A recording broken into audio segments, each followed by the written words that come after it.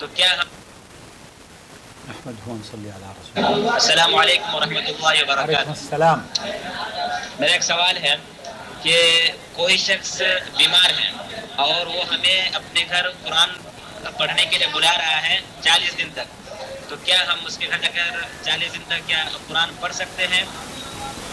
اور اگر ہم جا کے قرآن پڑھیں اور وہ اس پر ہمیں اگر اجرت دے، پیسہ دے، تو کیا ہم اسے لے سکتے ہیں؟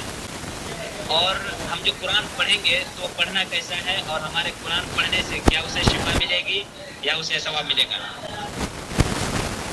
احمد صلی اللہ رسول. اما بعد، آپ کا تو سوال بڑا تفصیل طلب ہے، اور آپ نے چونکہ مدرسے کے طالب علم، آپ غالباً مدرسے سے اس سوال کو بھیج رہے ہیں. دوستو، بھائیو بہن، قرآن کریم اللہ رب العالمین کی نازل کرتا کتاب ہے، اور اس کا قرآن کریم کی تلاوت کا بہت عظیم اجر ہے، اور تلاوت قرآن کا خوشحالی، بھلائی، کامیابی اور قبولیت دعا حاصل کرنے کے لیے واضح اثر ہے.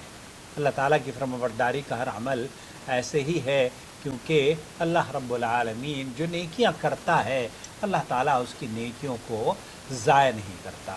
اللہ کے رسول صلی اللہ علیہ وسلم نے قرآن پڑھنا، قرآن سننا، یہ یا قرآن کریم پر غور و فکر کرنا، تدبر کرنا، قرآن پڑھانا یا قرآن سیکھنا، یہ تمام باتیں بہت ہی نیک عمل ہے. اگر آپ قرآن پڑھانے کے لیے جا رہے ہیں کسی کو، تو یہ تو سب سے افضل ترین اجرت ہے اگر آپ قرآن اس کو پڑھاتے ہیں. لیکن مریض ہے، 40 دن تک کہ آپ قرآن پڑھنے کے لیے وہاں جا رہے ہیں. سوال یہ پیدا ہوتا ہے کہ آیا آپ اگر دم کرنے کے لیے جا رہے ہیں تو پھر یہ 40 دن کا جو کورس ہے، اگر اس کی کوئی شرعی حیثیت آپ کے علم میں ہو تو وہ ہمیں بتائیے گا.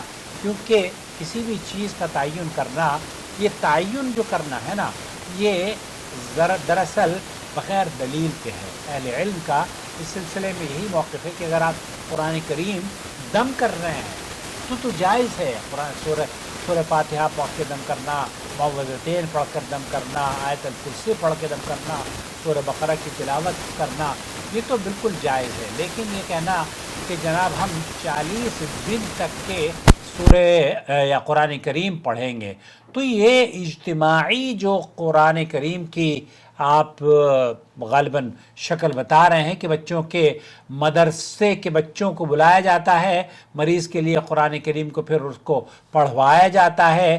تو اس لیے سعودی عرب کی جو فتویٰ کمیٹی ہے ان کا موقف یہ ہے کہ اگر آپ مریض پر دم کرنا چاہتے ہیں تو اس کی تو اجازت ہے، لیکن اجتماعی قرآن خوانی کرنا اور پھر اس کے لیے یہ سمجھنا کہ یہ عمل آپ کے لیے برکت، شفا اور راحت کا سبب بنے گا، تو یہ درست نہیں ہے.